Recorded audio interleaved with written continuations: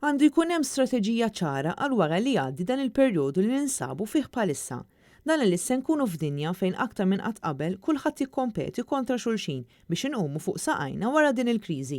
Sostna dan il-kap tal-Partit Nazzjonalista Adrian Delija waqt laqa li kellu ma' diversi għaqdiet li jirrappreżentaw negozji żgħar u medji. Preżenti għal din il-laqa kien hemm il-kellim tal-Oppożizzjoni għall-Investiment Ekonomiku u n-Negozji żgħar Kristi De Bono u Edwin Vassallo kellim għas-self-employed u l-kooperattivi.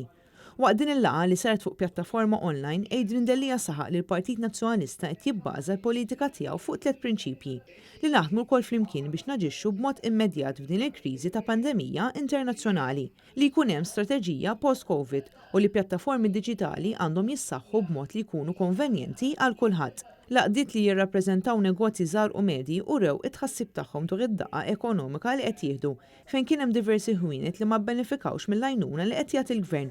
Bħal ħafna setturi oħra, is-settur tar-retail huwa wieħed li tiltaqa' ma' bosta diffikultajiet fl-eqel ta' din il-kriżi li qed tħalli miet ta' persuni bla xogħol. Adrian Delija enfasizza l-fatt li pajjiżi oħra qed iħejju pjan għax-xhur li ġejjin fuq kif għandhom jittaffu il-miżuri. Iżda s'issa l-Gvern għadu ma ppreżenta ebda pjan ta' kif se jagħmel dan.